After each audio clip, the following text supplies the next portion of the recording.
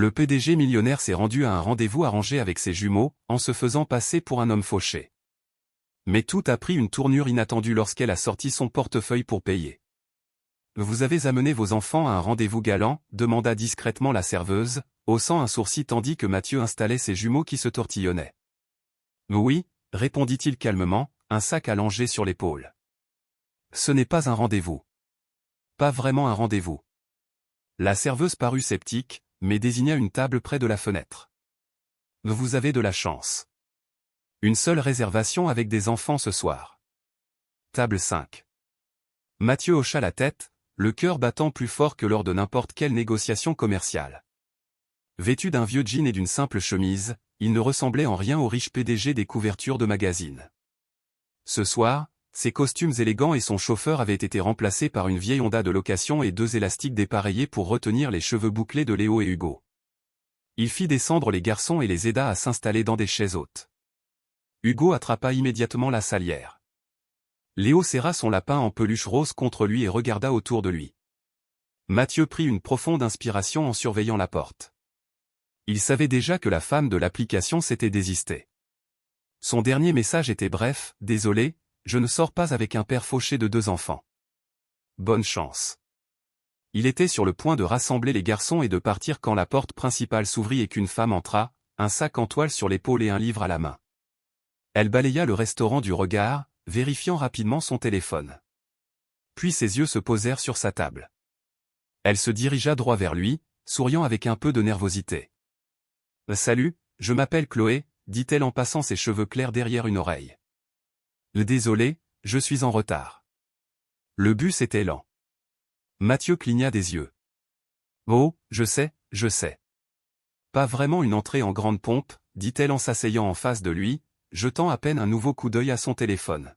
« Mais bon, vous aviez dit une table près de la fenêtre avec des enfants, alors j'ai pensé que ça devait être ici. » Il ouvrit la bouche pour la corriger, mais il la regarda. Vraiment regarder. Il y avait quelque chose de tranquillement authentique dans ses yeux, quelque chose de maladroit mais de sympathique dans son sourire. Et sous tout cela, une fatigue qu'il connaissait bien. « Pas de problème, dit-il doucement. Nous venons juste d'arriver. » Chloé regarda les garçons qui la dévisageaient avec curiosité. « Je ne savais pas que je dînerais avec des personnalités si importantes, dit-elle avec un sourire. Hugo plissa les yeux. « Tu aimes les chats ?» Chloé rit doucement. « Plus que la plupart des gens. » Léo poussa un crayon violet sur la table. « Dessine-moi un. » Et aussitôt, Chloé prit une serviette en papier et commença à dessiner. En quelques minutes, les garçons riaient, montrant du doigt son chaton aux formes inégales, totalement charmé. Mathieu s'adossa, stupéfait. La gêne habituelle d'une nouvelle rencontre avec ses filles avait disparu. Cela semblait facile. C'était naturel. Le dîner arriva dans un joyeux désordre. La sauce spaghetti éclaboussa la table, le jus d'orange se renversa et les serviettes furent rapidement épuisées. Chloé ne sourcilla même pas. Elle aida Hugo à s'essuyer le menton et raconta comment elle avait un jour glissé et atterri le visage le premier dans un gâteau d'anniversaire à la bibliothèque. Les garçons éclatèrent de rire. Mathieu sentit quelque chose de nouveau s'éveiller au fond de lui, quelque chose de chaleureux, d'inconnu. Cela faisait des années que rien ne lui avait semblé si naturel. Chloé ne posa aucune question sur son travail. Elle ne parla ni d'argent, ni de succès, ni de rien qui ressemble à son image publique. Elle demanda à Léo quel était son animal préféré. Elle écouta l'histoire d'Hugo sur une pierre magique qu'il avait trouvée. Et quand elle vit Mathieu la regarder, elle sourit. Pas un sourire en coin, pas un sourire de séduction, juste un sourire sincère. Un serveur passa et posa l'addition sur la table pendant le repas. « Prenez votre temps, dit-il poliment. Les desserts arrivent. » Mathieu fixa le porte-addition en cuir. Sa main se dirigea vers sa poche arrière, mais s'arrêta. Ce n'était pas sa voiture. Ce n'était pas son jean. Il n'était même pas sûr d'y trouver un portefeuille. Un instant, une vague de panique le submergea. Chloé le vit. Elle ne fit pas d'histoire. Elle sortit simplement son vieux portefeuille en cuir, en tira une carte et la tendit au serveur avec un doux sourire. « C'est bon, » dit-elle en repoussant une mèche de cheveux derrière son oreille. « J'ai connu des rendez-vous pires que ça. » Mathieu se tourna vers elle, surpris. Vous n'étiez pas obligé. Je sais. Elle l'interrompit gentiment. Mais j'en avais envie. On aurait dit que vous aviez juste besoin que quelqu'un soit gentil avec vous. Il se tut. Les bruits du restaurant s'estompèrent autour de lui. Il ne s'agissait pas de l'argent. Il aurait pu acheter toute la rue s'il l'avait voulu. Mais à ce moment-là, il s'agissait de la façon dont elle le voyait. Non pas le Mathieu des articles de presse et des réunions d'affaires, mais l'homme qui se débattait avec des chaises hautes et des boîtes de jus de fruits. Un homme qui faisait de son mieux. Il la regarda. Vraiment regardé. Elle avait de douces rides de fatigue autour des yeux. Probablement dû à trop de nuits passées sur des partitions, pas à des fêtes. Sa chemise était simple. Ses ongles n'étaient pas vernis. Elle n'essayait d'impressionner personne. Elle était juste là, dans l'instant, humaine, bienveillante. Le restaurant commençait à se vider, mais leur table restait animée de rire et de gribouillage.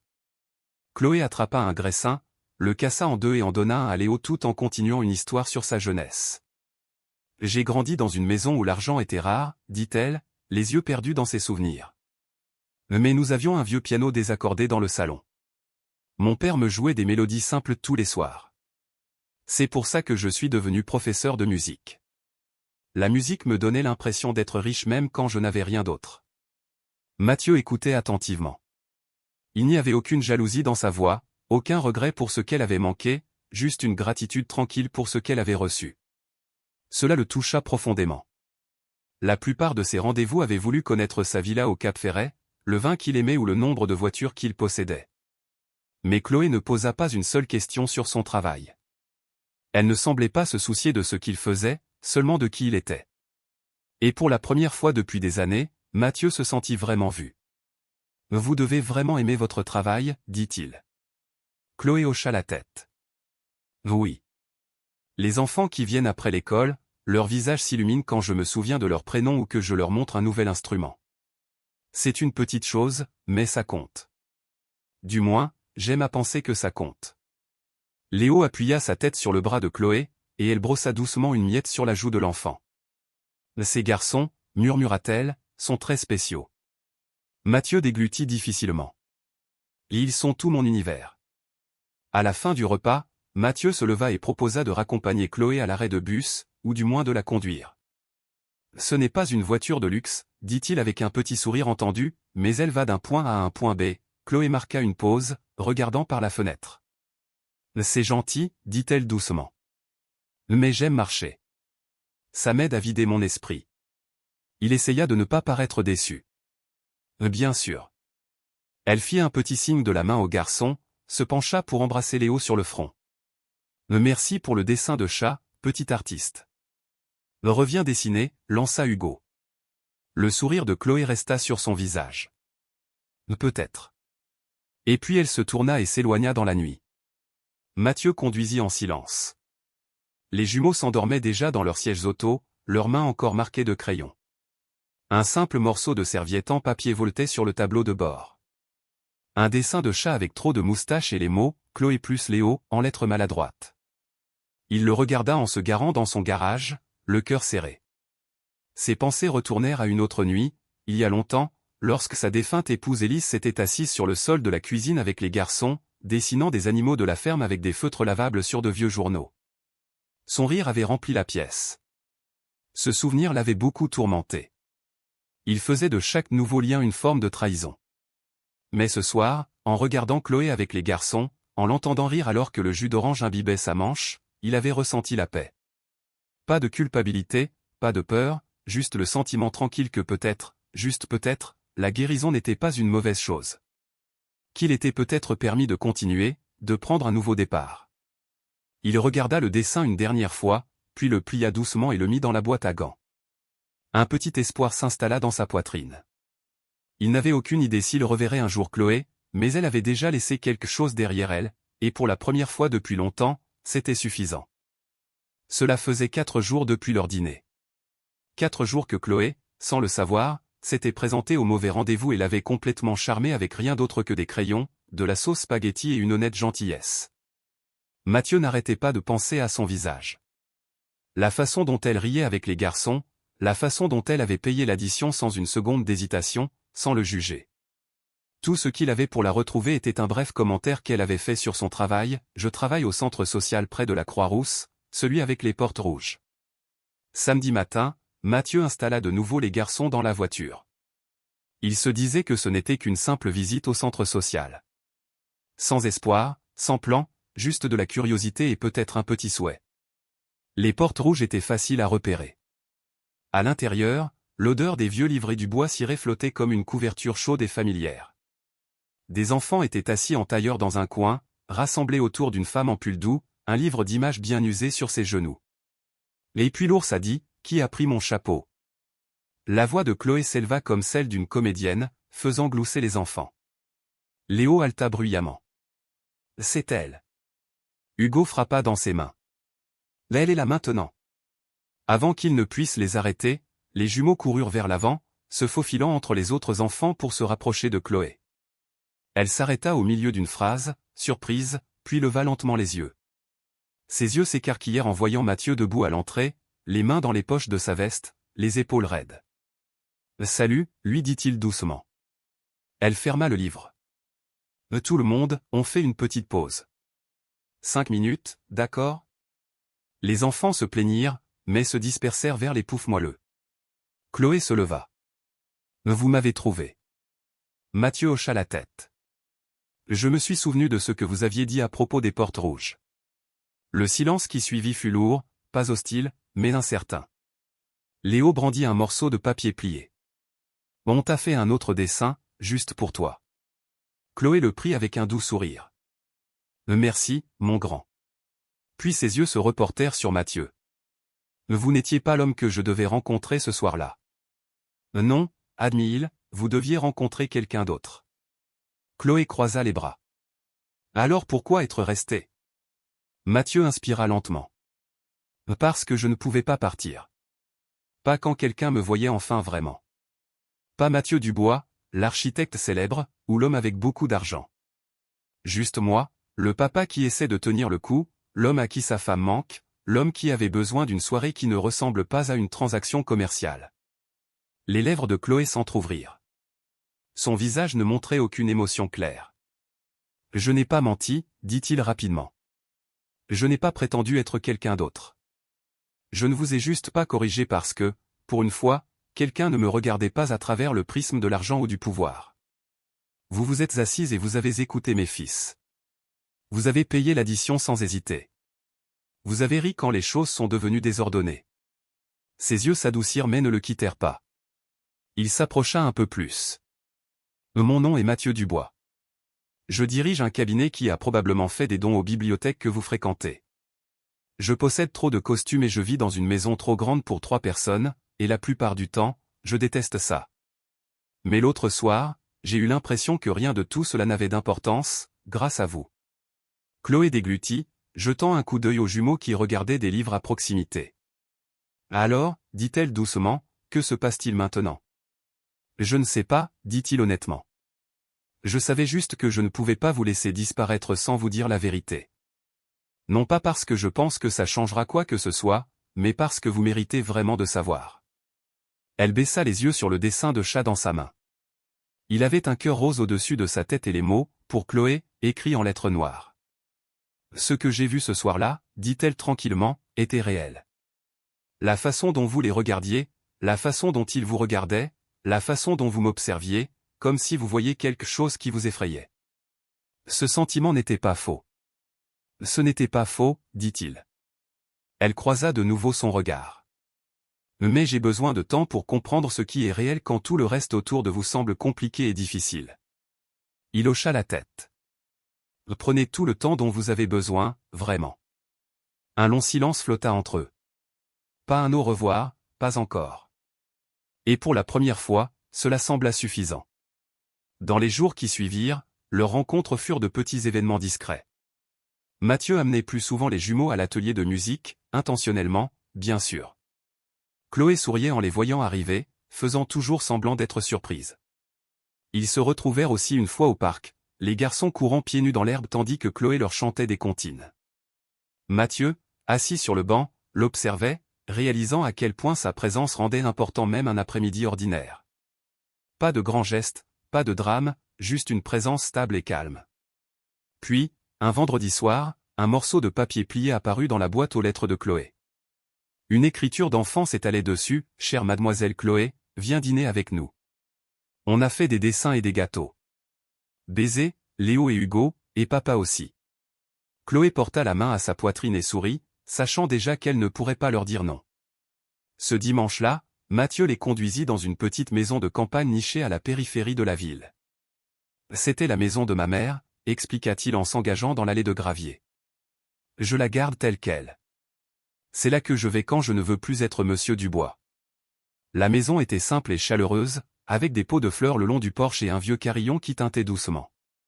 À l'intérieur, Léo et Hugo avaient transformé le salon en une exposition d'œuvres d'art au crayon de cire, scotchées sur tous les murs.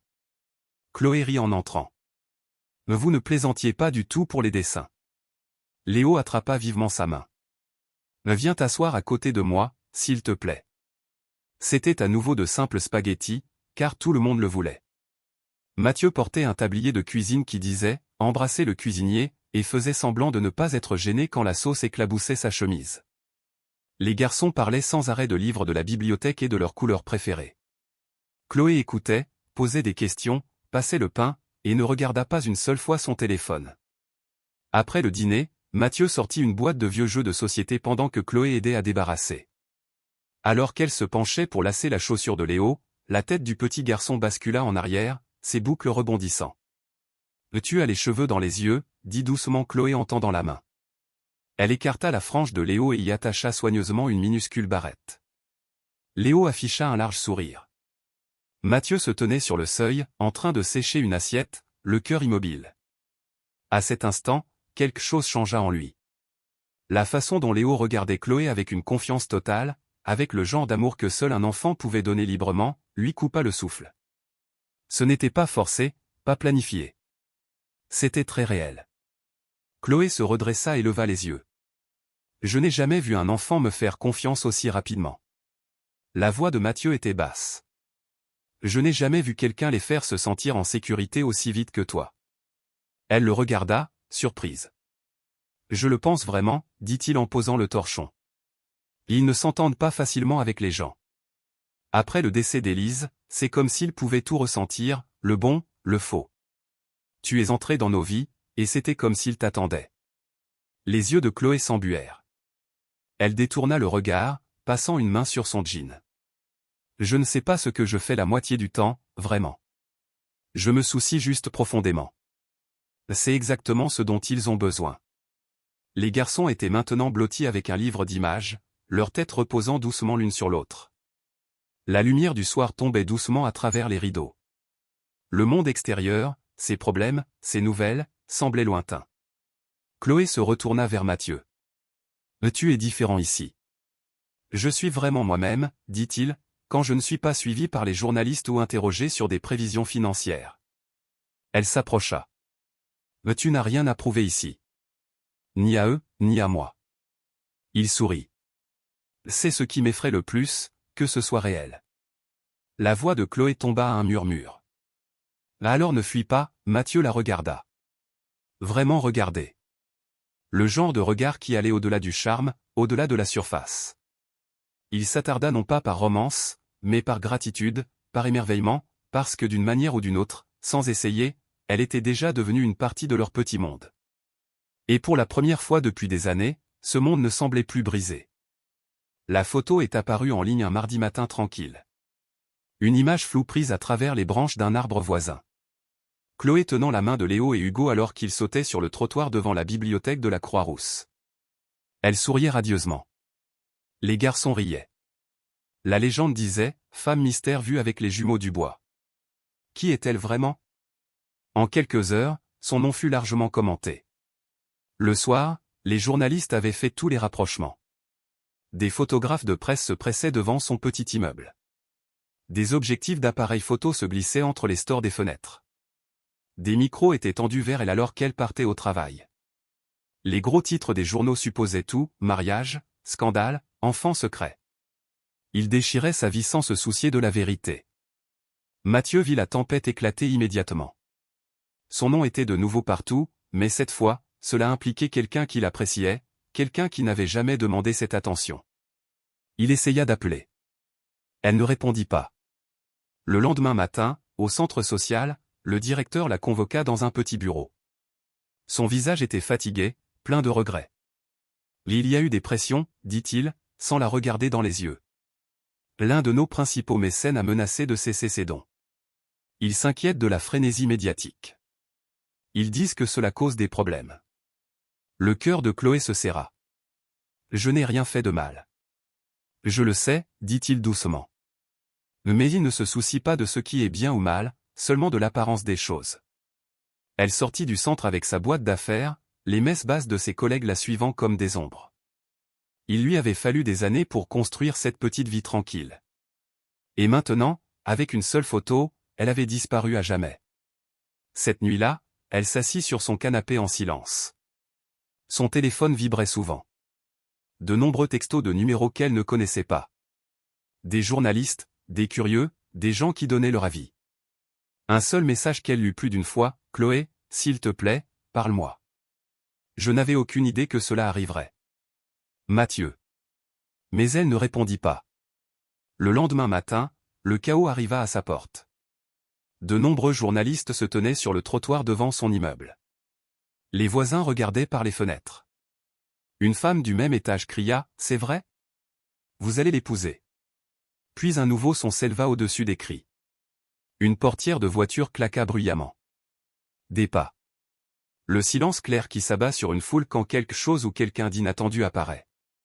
Mathieu Dubois se tenait au bas des marches, son manteau élégant déboutonné, ses cheveux un peu en désordre à cause du vent. Les appareils photo crépitèrent. Il les ignora tous et regarda droit vers la porte de Chloé. De la fenêtre du dessus, elle le regardait. Sa main tremblait sur le bord du rideau. Il s'approcha, élevant la voix juste assez pour être entendu par-dessus le bruit.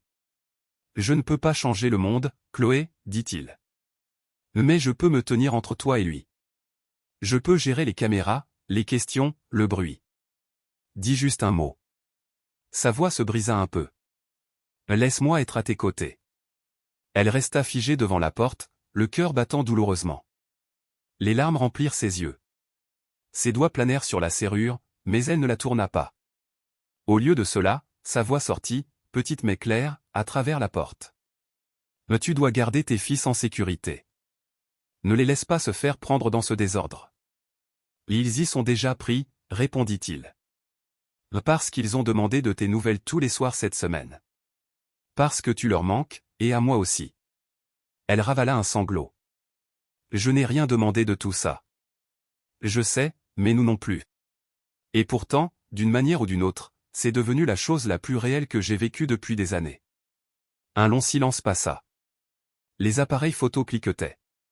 Le vent soufflait. « Je suis désolé, murmura-t-elle à travers la porte.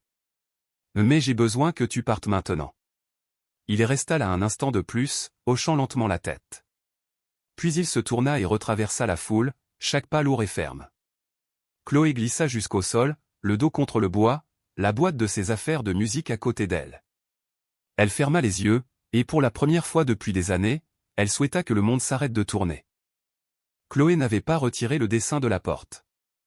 Il était toujours scotché là, avec ses lignes tremblantes, ses cœurs inégaux et les mots « Tu nous manques, mademoiselle Chloé » écrits au crayon.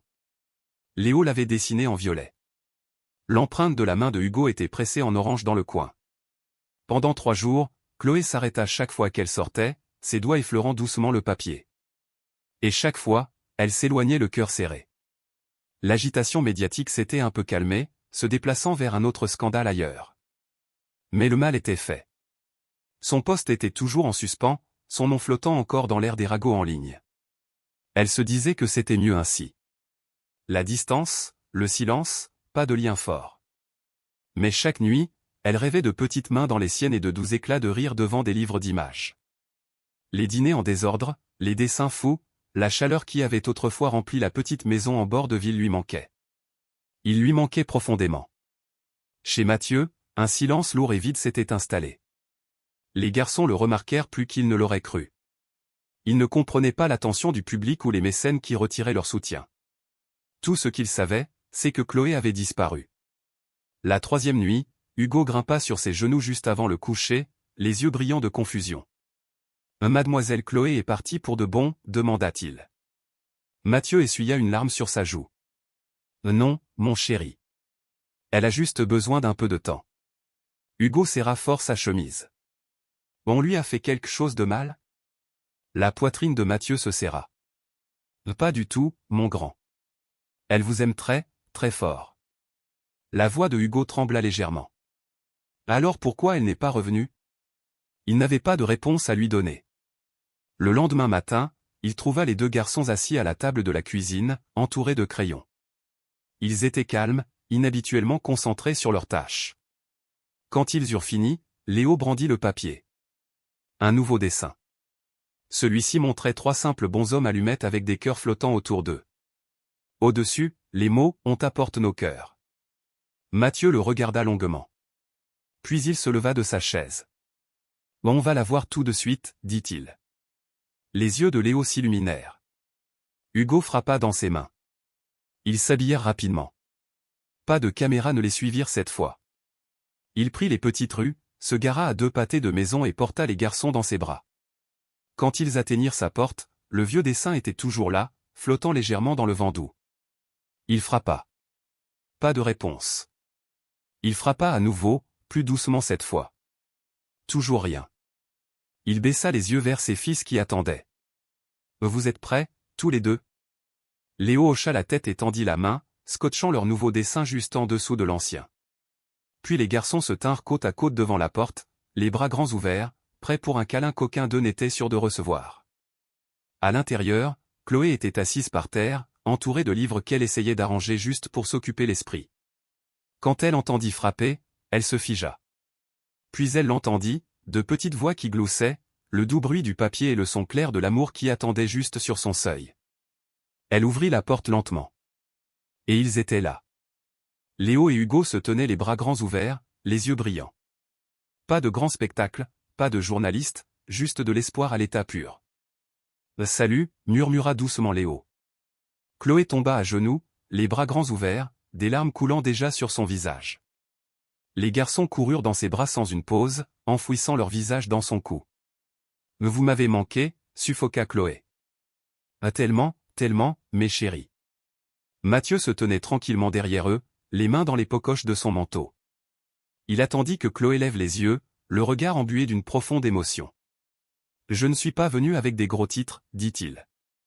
Je ne suis pas venu avec de grandes promesses.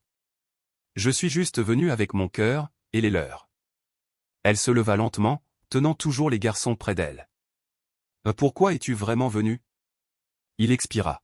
« Parce que je peux vivre sans la renommée, sans l'argent, sans tout le bruit. Mais pas sans ça, pas sans toi. » Les garçons serrèrent Chloé plus fort. Elle ferma les yeux un instant. « Je pensais que je devais vous protéger de tout ça. »« Tu essayais de nous protéger en partant, » dit-il doucement. « Mais pour nous, ce n'est pas de la protection. C'est de la douleur. » Elle ouvrit plus grand la porte. « Alors entrez. » Il s'avança. Les garçons toujours enroulés autour de ses jambes. Le moment était calme et serein. Pas de journalistes, pas de flashs aveuglants, juste 4 cœurs dans un hall d'entrée. « Je n'ai besoin de rien d'autre, » murmura-t-il. Elle hocha la tête, la voix se brisant légèrement. « Moi non plus. » Et cette fois, personne ne lâcha l'autre. La vie après ce jour ne retourna pas à ce qu'elle avait été, mais elle devint quelque chose de mieux, de différent, de plus calme, de plus vrai. Mathieu et Chloé prirent un nouveau départ, non pas en secret, ni avec de grandes démonstrations, mais avec la décision tranquille de faire les choses correctement. Il n'y eut pas de séances photo truquées, pas de grandes promesses publiques, juste des promenades au parc, des moments de lecture dans le salon et des sorties au supermarché où Léo insistait pour pousser le chariot pendant que Hugo était assis à l'intérieur. Chloé avança avec prudence, mais elle resta. Et Mathieu respecta son rythme, ne la pressant jamais, ne forçant jamais rien. Le monde avait déjà essayé de la faire sortir de sa zone de confort. Il ne serait pas celui qui le referait. Au lieu de cela, il lui demanda doucement, « Si tu pouvais faire n'importe quoi dans le monde, absolument n'importe quoi, que ferais-tu » Chloé sourit doucement.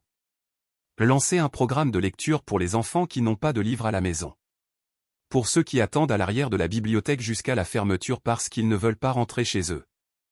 Mathieu hocha la tête. Alors, construisons-le ensemble. Ils l'appelèrent « Le Nid à Histoire », un programme de lecture mobile gratuit qui se rendait dans les foyers, les centres communautaires et les écoles des quartiers défavorisés. Chloé organisa les bénévoles, choisit les livres et lut aux enfants avec la même chaleur qu'elle avait montrée à Léo et Hugo le premier soir. Mathieu le finança discrètement, sans se mettre en avant.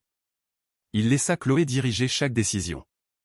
Lentement, l'histoire changea.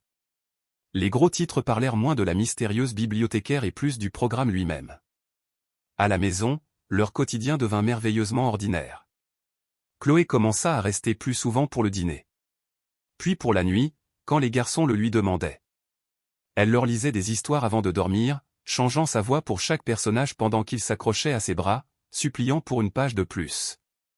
Un soir, après une histoire sur un ours perdu qui trouvait une nouvelle famille, les garçons bâillèrent de sommeil sous les couvertures. Chloé les borda, leur caressant les cheveux. Hugo tendit lentement la main, clignant des yeux. « Mademoiselle Chloé, est-ce que je peux te poser une question ?»« Oui, mon chéri. »« Qu'est-ce que c'est ? Est-ce que je peux t'appeler maman Chloé maintenant ?» La pièce devint complètement silencieuse. Mathieu se figea, retenant sa respiration. Les yeux de Chloé se remplirent instantanément de larmes. Elle tomba à genoux à côté du lit, serrant fermement la petite main de Hugo. « Si c'est ce que tu veux vraiment, alors oui, bien sûr, absolument. » Hugo hocha la tête, se blottissant plus près d'elle. Léo tendit également la main vers elle. Chloé embrassa doucement leur front, ses larmes coulant en silence. Mathieu entra dans la pièce, s'assit sur le bord du lit et prit la main de Chloé dans la sienne. Il n'eut pas besoin de parler. Plus tard dans la nuit, Mathieu et Chloé étaient assis sur le porche, écoutant les carillons que sa mère avait suspendus des années auparavant. « Je n'ai jamais voulu prendre la place de quiconque, » murmura doucement Chloé. « Mais tu ne l'as pas fait, dit-il. Mais tu es devenu quelqu'un de totalement toi-même. » Elle appuya sa tête contre son épaule. Mathieu la regarda, la voix chargée d'émotion. « Tu leur as donné un endroit sur où être. Tu m'as donné une raison de croire à nouveau en l'amour. » « Non, » dit fermement Mathieu. « Ce n'est pas arrivé par hasard. Nous avons choisi ce chemin. Chaque petit moment, chaque choix discret que nous avons fait a créé cela. » Elle hocha la tête, le cœur plein et entier. Et dans le calme de cette soirée, une famille n'était plus seulement en train de se former. Elle était déjà entière. 1 an plus tard, beaucoup de choses avaient changé, et pourtant tout était resté merveilleusement simple. Chloé vivait toujours dans son appartement confortable.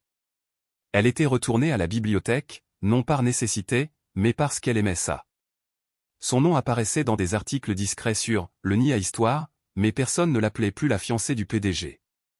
Elle était juste Chloé. Mathieu ne lui demanda jamais d'emménager dans son immense domaine. Ils passaient la plupart de leur temps dans la vieille maison de campagne. Par un doux après-midi de printemps, ils firent un petit pique-nique familial dans le jardin. Mathieu avait reconstitué la table de leur première rencontre. Chloé sourit en la voyant. « Tu as ramené la mauvaise table exprès. » Certaines erreurs, ma chérie, dit Mathieu en souriant largement, valent vraiment la peine d'être gardées pour toujours. Après le dessert, les garçons revinrent en gloussant, portant une petite boîte enveloppée dans des serviettes en papier. « Pour toi » annonça Hugo en la déposant sur les genoux de Chloé. À l'intérieur se trouvait une bague faite de cordes souples et de perles colorées, fabriquée de manière inégale, mais très précieuse. « C'est nous qui l'avons faite pour toi » dit Léo avec enthousiasme. « C'est ta bague très spéciale. » Mathieu s'agenouilla à côté d'elle. Sa voix tremblait d'émotion. « Je pensais qu'on ne m'aimerait que pour ce que je possédais. Mon nom, mon argent. » Et puis sont arrivés une mauvaise table, 2 petits garçons, et une femme qui a regardé au-delà de tout ça et m'a vraiment vu. Je ne demande pas un gros titre de journal ou une grande cérémonie. Juste cette chose simple. Sois toi-même avec nous. Sois le cœur qui fait de cette maison un foyer. Chloé Quinn, veux-tu m'épouser, s'il te plaît ? Chloé rit à travers ses larmes de joie. Elle regarda la bague faite maison et la glissa délicatement à son doigt. Nous sommes une famille depuis un bon moment déjà. C'est juste toi qui te mets à la page. Les filles poussèrent des cris de joie, les encerclant de câlins et de rires. Il n'y avait pas de caméra, pas de nouvelles de dernière minute, Seulement la lumière du soleil, un vent doux, et deux enfants qui avaient sans le savoir créé la plus surprenante des histoires d'amour. Ce soir-là, alors que le ciel devenait doré, Mathieu et Chloé s'assirent sur la balancelle du porche, les bras enlacés. « Tu n'étais pas du tout la mauvaise femme », murmura-t-il. « Tu étais juste la bonne, assise à une table où personne ne s'attendait à ce que tu sois. » Chloé sourit doucement. « Et tu n'as jamais vraiment été le milliardaire. Tu as toujours été juste le papa avec des yeux bienveillants et de la sauce spaghetti sur sa chemise. » Dans le calme de cette journée ordinaire, ils commencèrent le reste de leur vie ensemble. Parfois, l'amour n'arrive pas au moment parfait. Il arrive doucement, s'assoit à la mauvaise table, et donne à votre monde entier un sentiment de justesse. À la fin, ce n'était pas la grande maison ou l'argent qui comptait. C'étaient les histoires avant de dormir, les cœurs en crayon de cire, et une femme qui avait choisi de voir l'homme, pas seulement son nom célèbre.